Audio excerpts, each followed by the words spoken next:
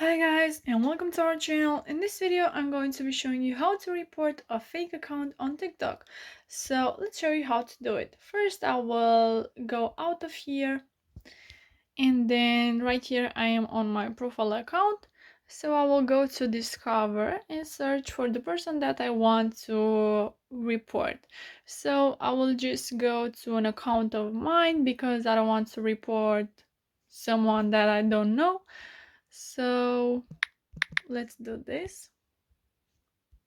Go to the account and then from here, from their profile, you have to click on those three lines from the right top of the page and then click on report, which is the first option on the last row. And then here you have to click on report account, and then here you have to click on pretending to be someone.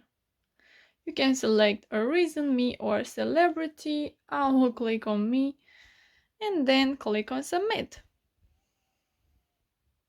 And then click done.